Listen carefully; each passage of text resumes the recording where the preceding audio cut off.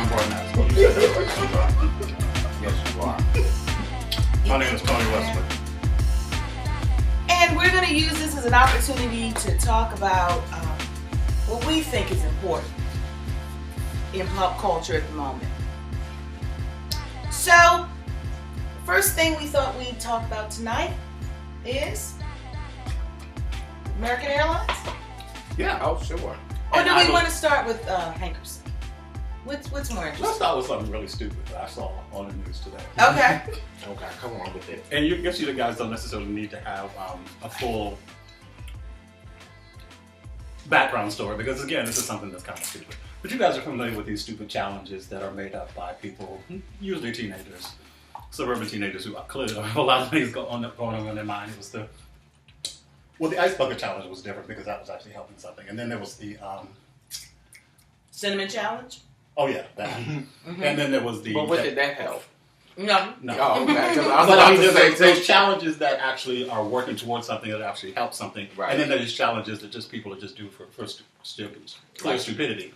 Like you said, there was a cinnamon challenge, and then there was that the guy in the pepper bathroom. challenge, Right. and then of course on fire. Yeah, and then of course there was the. Did I say the Tide Pod challenge? No, we didn't talk about that. The Tide Pod challenge. I didn't know challenge. that was a challenge. I just thought people were doing it. idiots. Yeah. Well, now there is the snorting a condom challenge. Yeah, I heard about that. Where basically you snort a condom into your nose and pull it out your mouth.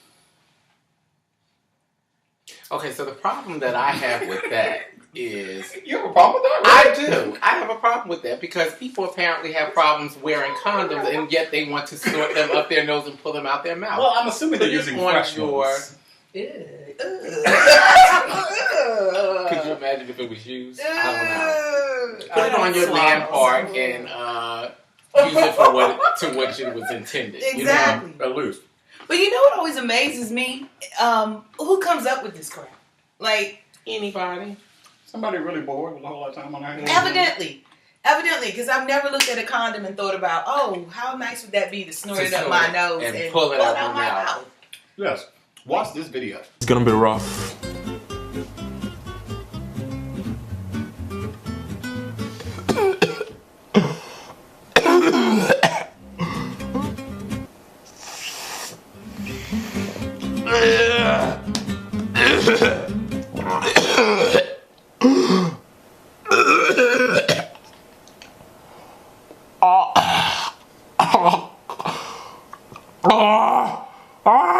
Like, oh my God, that is a mess.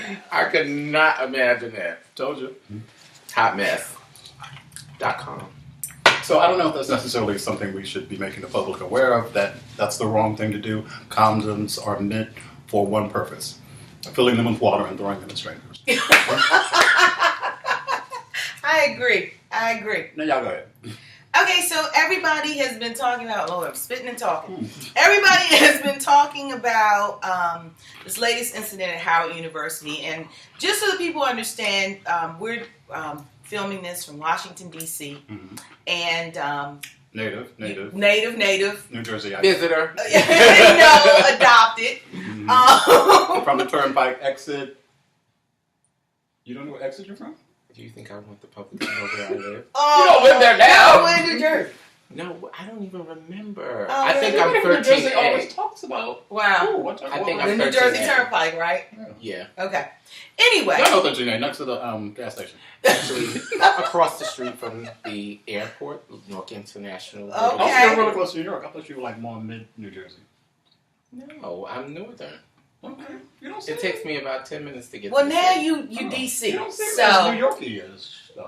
no, he doesn't. No. though. Like, He doesn't have well, any you've been there a long time. Jersey, New York edge. When did you come to DC? 2004. Wow, you've been for a I've been minute. here for a while. Yeah, you've been I've for a visiting minute. you guys, trying to take in the No, culture. see, and you're things trying like to that. keep acting like you're not a part of the culture. Not quite. Oh, scared sad. I'm not quite with the Excuse me. gone. Gone? The Gone? Go. I'm sorry. That's Oh what's my. up. Oh my. Oh my. Oh. Anyway. Shots. Right. Okay. Shot. Okay. Anyway, For those native Washingtonians, Howard University is an institution. So it wasn't really news when we heard of, embezzlement of funds. It wasn't really news hearing about students wanting to protest about it. But what was interesting was that the national media took up the cause of Tyrone Hankerson.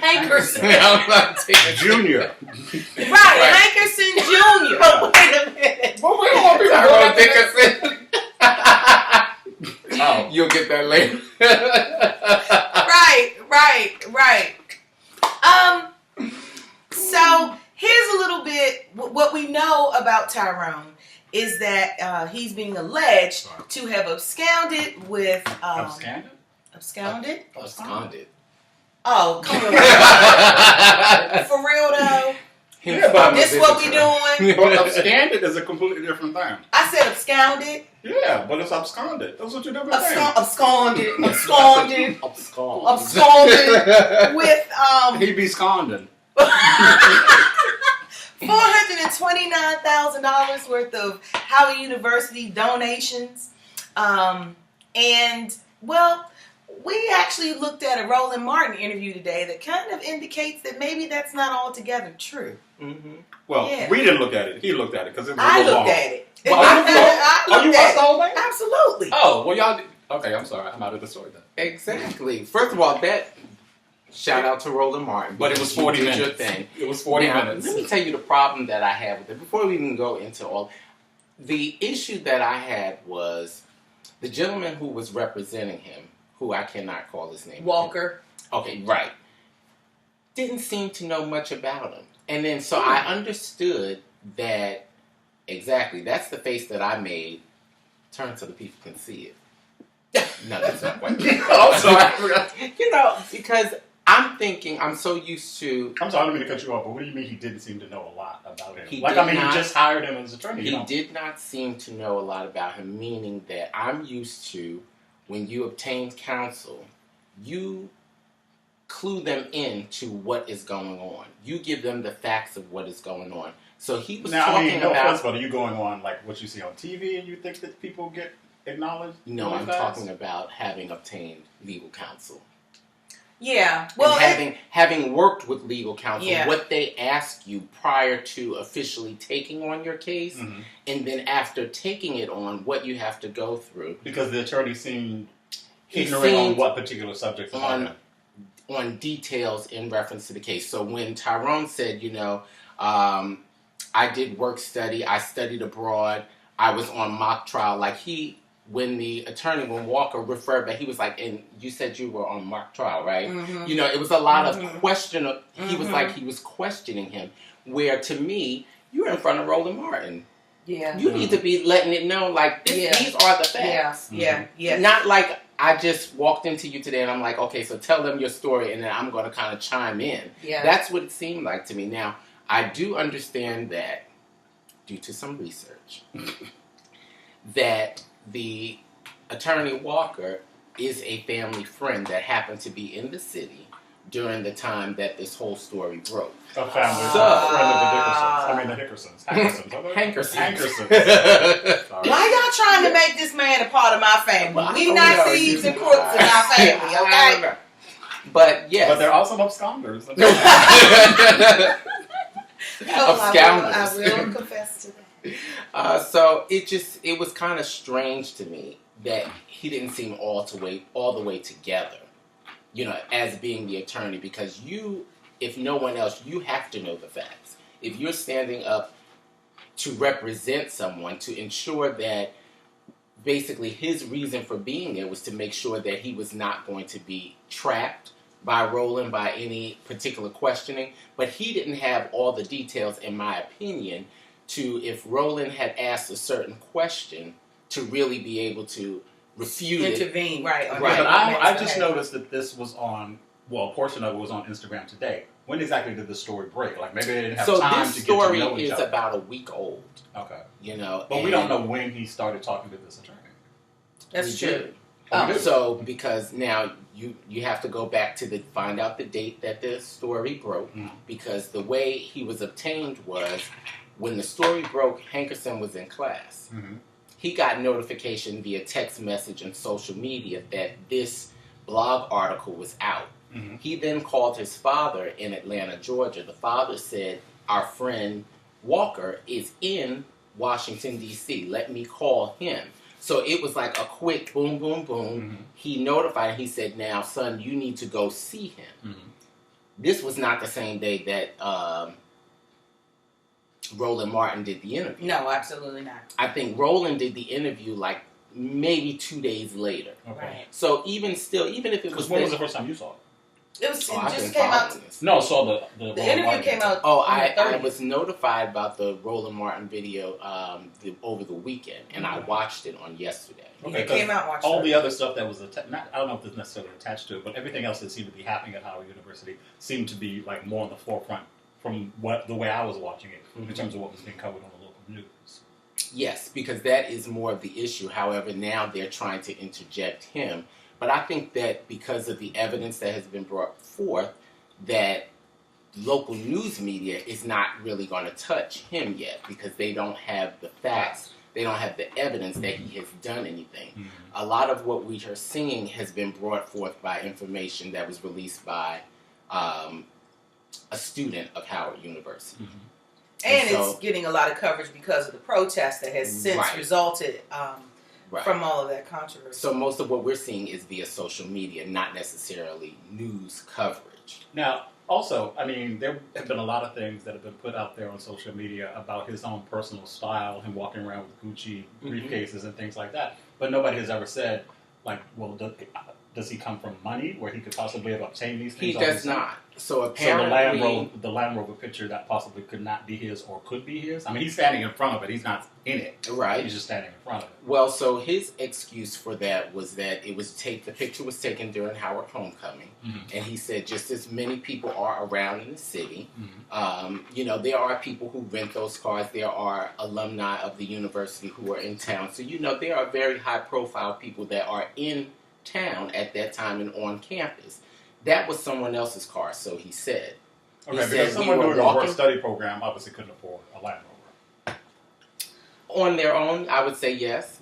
I would venture to say yes. They could afford it or they could not. Oh, right, yeah, right. Yeah, but we don't, but again, someone could have very easily given it to him. It could have been a family thing. Or it could be, as he said, that he just walked past the car and was flossing and took a picture. I think that's exactly what it was. And it's just a coincidence that his outfit happened to really match the car. I mean, well... Why? Because it was black? Right, what? He fly all the time. He looked like he bowling pretty well. Yeah. Well, see, and I'm glad that you said that because that was one of the comments that he also mentioned during the interview. He said that he attributes his style to his mother. He had learned from her how to ball on a budget. I know about ball on a budget. So just make sure, as you are defining ball on a budget, just makes it look like you got coins when, You get your Gucci bag off eBay. Exactly. I was about to say, the funny thing is that so many people are making it seem as if when you see someone with a Gucci bag, that every Gucci bag that you see is authentic. We know, first of all, those of us who are in...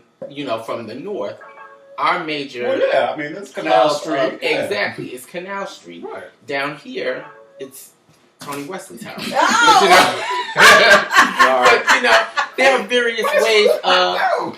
What is going on? Let me turn it off. We are in a podcast. Hello? Okay. I'm sorry. So there are various ways to obtain things to make it look like, you have a certain status. Right, but this really is product. Yes, it is. Well, my takeaway from the whole thing, though, is, there is definitely two sides to a story. It's very troubling to me, after having watched the Roland Martin interview, to have been so heavily influenced by what I'd seen on The Breakfast Club and Charlemagne giving the young man Donkey of the Day, and then... so it's like national news. Yeah, it's very national news. And Desus and Marrow. I mean, it's Howard University. Yeah.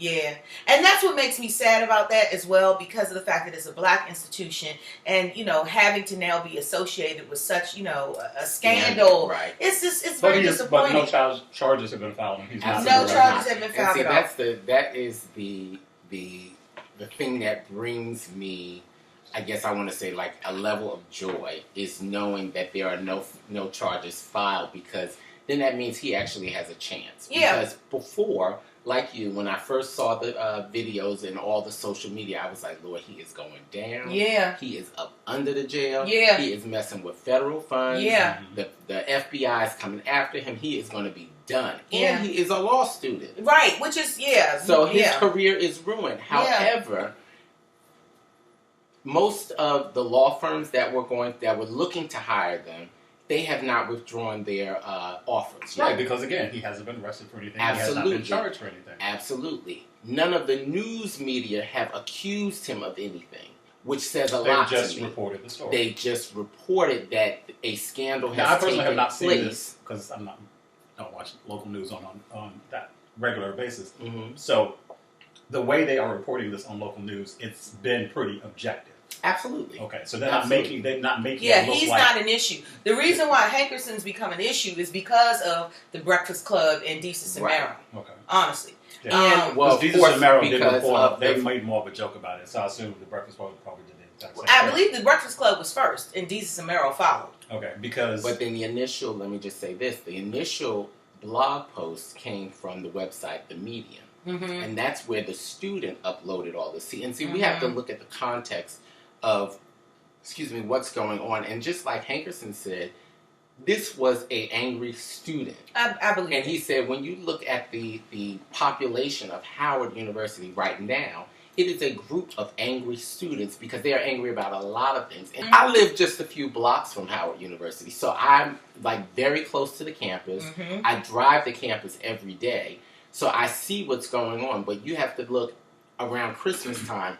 Most of the students that came back from holiday break could not get into their dorms because the pipes had burst. Yeah. Oh, wow. There was no heat. It's always some mess up there, honestly. The medical buildings, they have these vacuums, funneling air in to try to dry out the building. There's so many issues with the structural buildings of Howard right now that are causing a great inconvenience to the students. I think you have to look at also the area that you're in. Mm-hmm. So with Howard University, they're servicing a large community, and also it's a predominantly ethnic staff. Mm-hmm.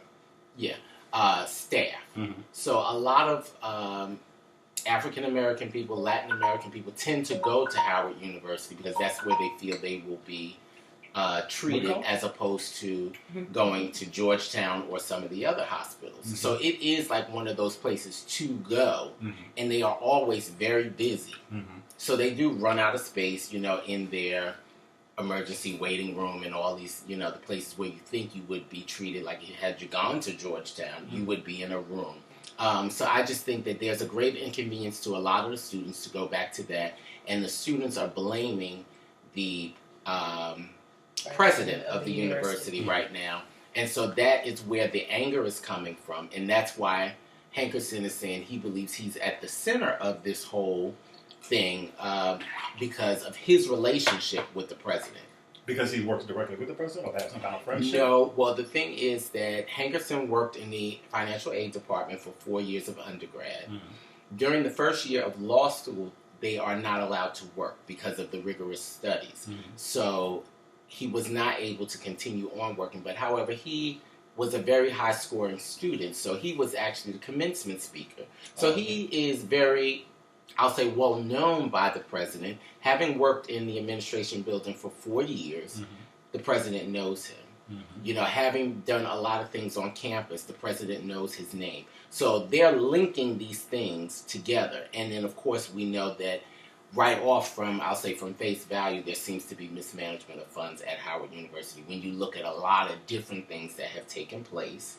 And the major issue that students have is housing. Every year, new students come in and they don't have housing, even though they have. At the moment that we're taping this is the 3rd of April. Yes. So we don't know whether or not this outcome of any of this has actually changed, but The students were, of course, protesting, and they had a very long list of demands that they wanted to be fulfilled from including the resignation of the president. And that's where I have an issue because I just don't understand why there is an expectation that the president of a university that size would know every single, or should be held accountable even for every single detail. Well, yeah, but we're not talking about somebody who's, not aware the trash is being collected like in a dorm, like 50 miles away. We're talking about, financial issues. So I got for it. something like that, they need that scapegoat. Okay, well, but why use the president as a scapegoat? Fire the head of the financial aid office, who is the person that should have that specialized knowledge, that should have understood and identified or had some kind of check and balance in place that staff should not be getting grants to go to the university. Because that's the issue. Maybe there was some other issue that they felt negative about him, and they were trying to kind of attaching this. And that's what's not, and that's not fair to me. And what I would say, I would definitely say it's not fair. However, the president is the one who everything is under his purview. So I agree. Fire the person, the director of financial aid.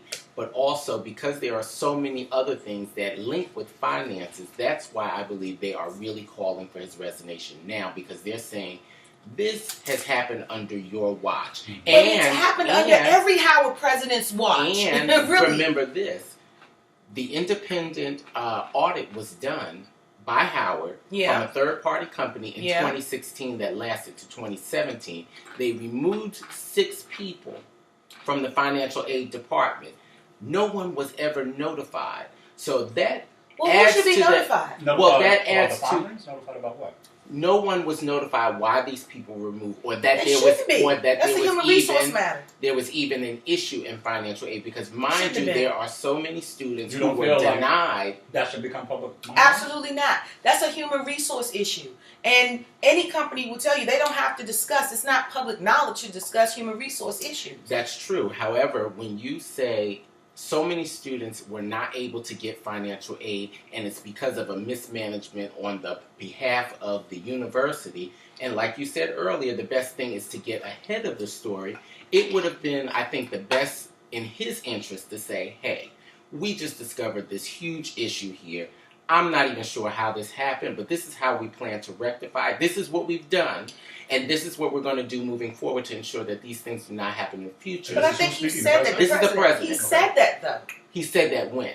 He said that since this has been uncovered. Okay. Now, see, in 2017 is when he removed the I'm not going to apologize for stepping on your foot before I do it. Well, not even that. Okay, so he didn't apologize when he did it. He waited a year later to now apologize, only because other people found out that. Well, it was a human. I mean, honestly, it was a human resource issue. He does not. He's not obligated to speak to human resource matters to anyone, not even really the board. Absolutely, very true. So I don't know. I just.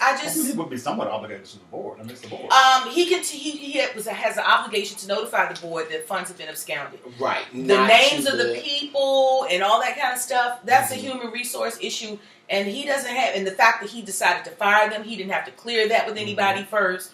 He has the right to do that. And immediately, it appears immediately upon knowing that some discrepancies are taking place, he let those people go. Well, had it been acknowledged exactly these people were fired because they were absconding with money, and that had been traced, it appears that that's what the report. At this point, it had never been released before. They were just removed from their posts, right? And nothing was ever said. So again, this lends to the students' upset, because they're saying these things are taking place and they're affecting us, but you're not saying anything. So many of us have not been able to return to school, or who have been short on tuition. For $1,000, I was not able to return for a semester. I've had to sit out. And this is the reason why, because someone on your staff has decided to mismanage the funds and do things that they're not supposed to do. Yeah. So that's why you're held accountable. Yeah. That's why they're looking at. So they're looking at him as the top scapegoat. And it's unfortunate. It is. It's very unfortunate, but and just knowing some Howard students, I would say this as we close this topic, that they have lots of issues with the president. You know, and unfortunately, and it's almost, as I think about it, it can almost be likened to what we're dealing with in the United States now. When you're used to just kind of doing and getting by, everything is good. You know, when you don't ruffle feathers, everything is good. The president of the university has made a lot of changes which have ruffled feathers so that the university can now move forward because they've been financially stagnant for so long. So they've sold off buildings, they've decided to build new things, they're doing all these things, Right, and the so students a lot are of the saying, land has gone to become residential. right, or the just students are regular saying, people. well, we need housing, why would you sell something, basically giving away something to the city for someone else to own when we need it, Well, maybe they just didn't have the money to build. And it was easier Well, to yeah, sell. to renovate it, There's a lot of things that are going on, but that's where I'm saying that's where their upset with him comes from. You know, because he's making maybe these it would seem decisions like that at some have point- needed to be made because there's so many properties that Howard owns. Right. Like, I would literally say that there's many things that Howard owns that we have no idea that they own. Yeah. You know, because they've owned it for so many years. Yeah. And it's not doing anything. It's just sitting there because they don't have the money to do things with it, so they just have it. But it seems like, and obviously the president's not a logical person, sell off some of that so that you can renovate and or build some of And that's some what of those other properties. that's actually what's happening. Right. Okay. That's actually what's happening. But when you're an angry student Yeah, you can't. who You're not looking at was not able to move into the dorm that you were Right, promised, and I don't care what you're you're not building. trying to rationalize. Right, because I don't care what you're building because I'm going to be gone in 4 years Absolutely. anyway. If not Well, much not time even ago. that. Them buildings are going up like this. They'll be up next year. There's one around the corner from my house that's just about finished. That started. You know, Right. there are so So there many are more places. funds to take now. There's so many places that they And can a little reinvest. bit of history on that area. I was shocked because you know those little history signs that are kind of like along the street. Yes, There I was like that. actually a stadium on the site of the hospital at one time. Oh, right, where they played baseball. Yeah. Yeah. Oh, I didn't know Yep. that. Yep. Sure was. I don't read them. I look at them and I go, oh, wow, that's nice. Yeah, I'm not sure along at what point it is, but it's on U Street somewhere. And I was like, there used to be a stadium right there. Yeah. And I mean, can you imagine a stadium in that neighborhood? Griffith Stadium? Exactly. Yeah. What is it? Griffith Oh, Stadium. okay. Yeah, so it was interesting. The president of Howard's job is in jeopardy, but I'm wondering what's the status of the president of American Airlines, because now it appears that they're willing to pay you whatever price. The sky's the limit, I guess. Well, not on quite. what they're- Literally. Yeah, the sky's the limit on what they're willing to offer you to make you, to keep you a happy customer, to kick you off the plane. Yes, as the story is to be told, there was a young lady. Yeah, you know the facts. Well, let me just He's go got back. issues and he's got evidence. Let me go back and set the stage. So remember, the issues of United Airlines that we had when we first started to hear about it was last year, when unfortunately the doctor, as you pointed out, was forcibly dragged from, literally dragged from the airplane. Knocked his head up against the armrest. Broke his nose, all that kind of stuff. All right. So that was when I think most people's eyes were open to United Airlines, or it was placed in the forefront for us. Since then, there have been several instances where I'll just say there was issues of mismanagement that have taken place that have really kept them in the forefront. So since then, we have the lady whose dog passed, which was still kind of recent. The dog was in the cargo. Yeah. Right. And so let me talk about that for a second. No, but let me ask this. That issue with the girls being denied to get on the plane because they had leggings on, was that American? Oh, I didn't hear about I remember that. that. I don't know what airline that was. We'll need to look that up. I don't remember that, but that sounds like a good But there were two girls Yeah, that I were on a think buddy that pass. was American Airline. I don't think that was But it United. was two girls that were on a buddy pass because I guess an employee or something was related to them. But they were denied because they were wearing leggings. Now, was it leggings or was It was leggings. tights? It was leggings, and Because they felt some that people wear almost like, well, if you buy inexpensive leggings, they end up looking like stockings. Right, because they stretch out and you can see right Exactly. through them. Lululemon. It was United.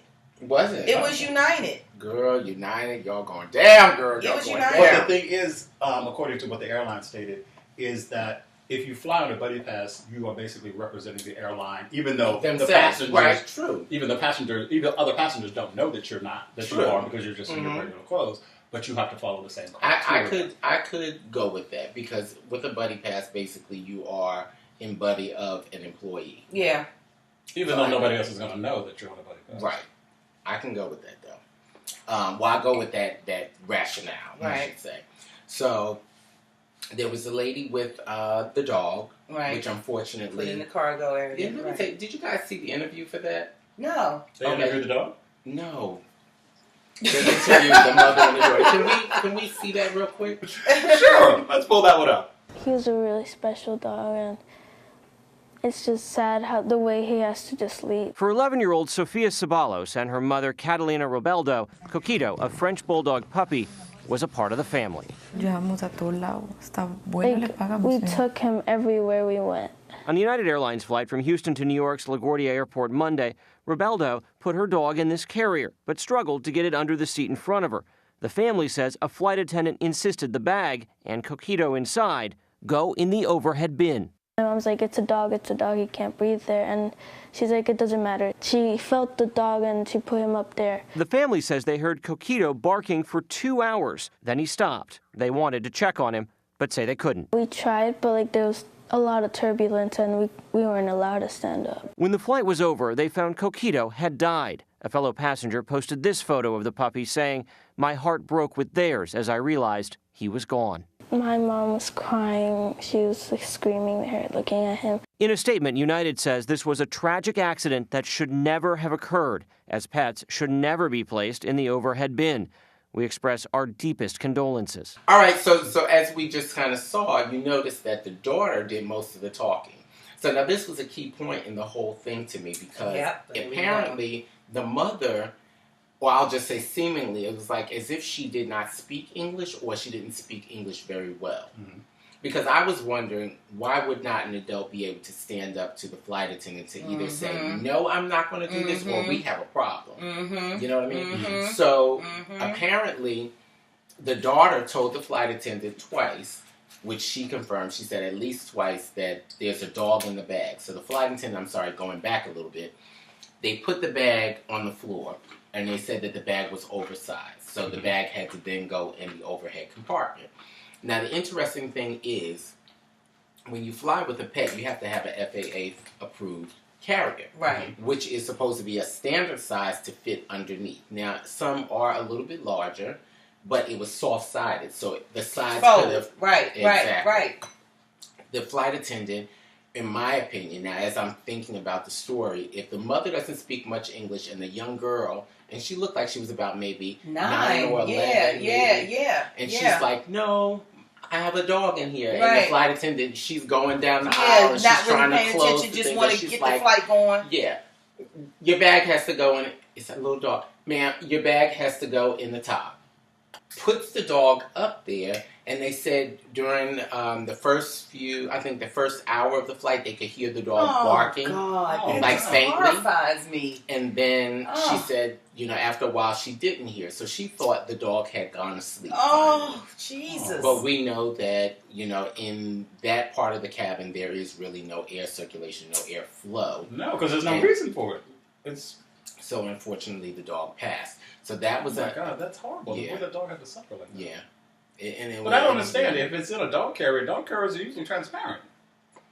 Well, I mean, for the most part. It was up in a thing. No, but I'm saying now who put it up there to see? The flight attendant put it up there? No, I think the mother must have put it up there because I don't think the child could have reached. But again, if the mother doesn't speak English very well, let's say.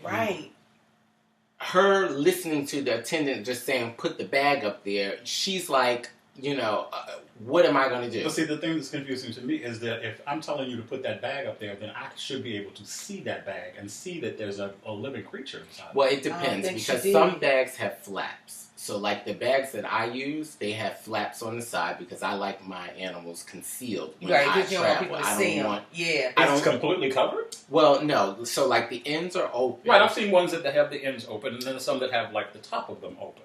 Right. So now the ones that I have, you can close the top and you can close the long sides. The ends are open. So when you carry the bag, the end is open, you can see it here. But if I'm sitting with the bag, it looks like a regular bag. Mm-hmm. Okay.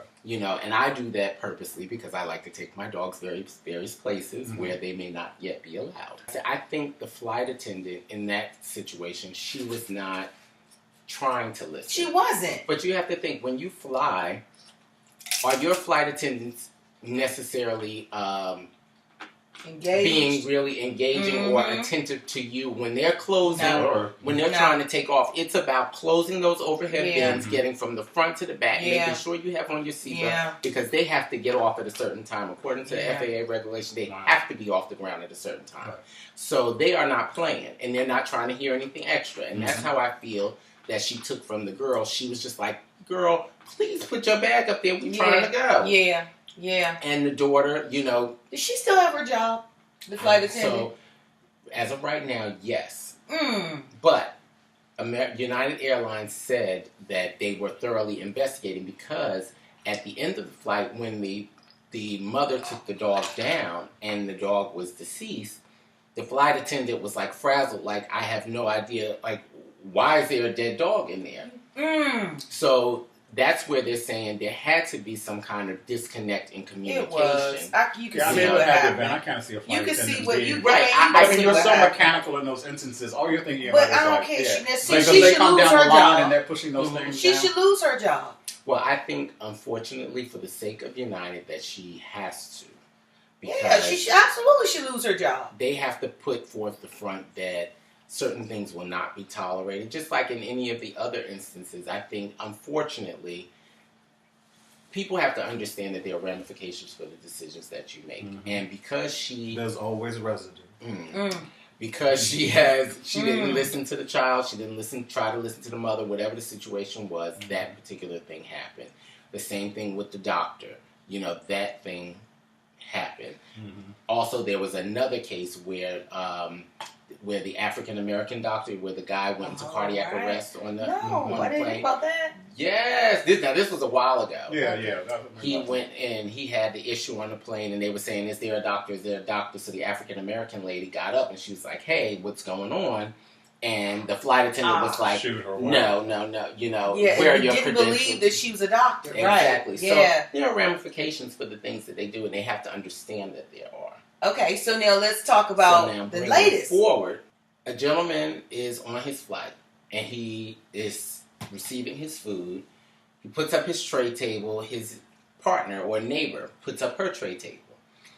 His food comes. He sits down. He's opening it up, getting ready to eat.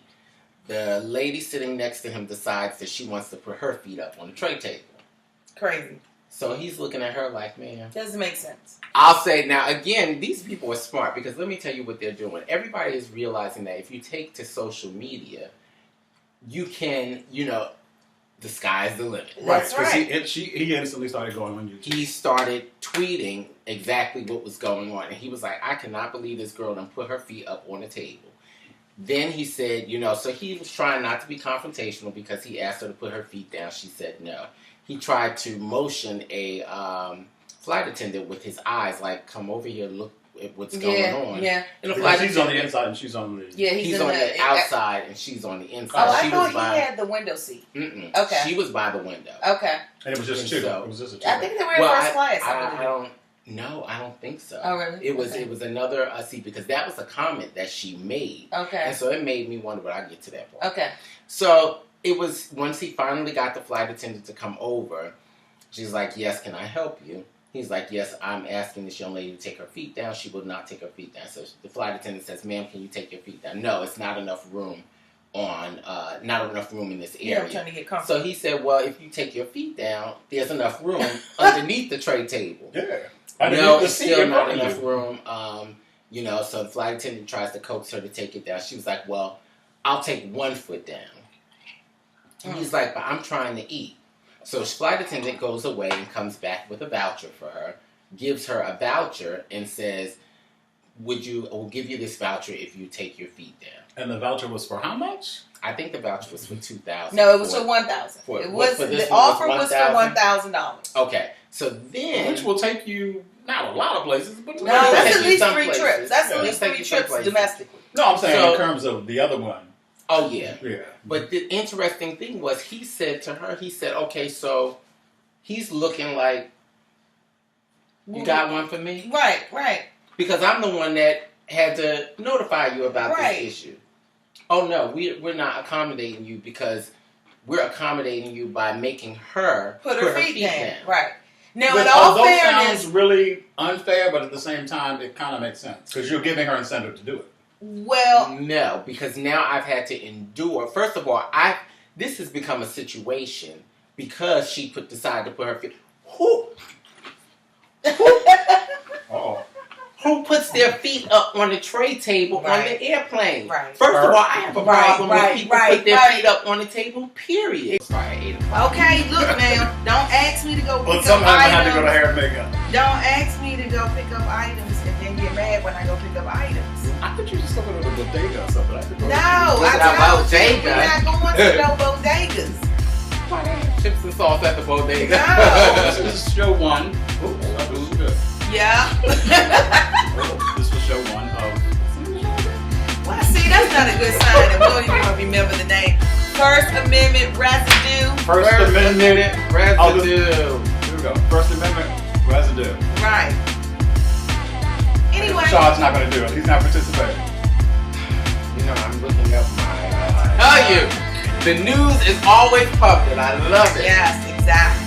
The news is always pumping. Yes, we appreciate you. I'm Dawn. Installment. I am Rashawn Broadnex. And this is First Amendment Residue. Or it might be the streets are talking. Or it might be the news is always pumping. Or does this podcast... Oh. No. Right. I can't say that. That's next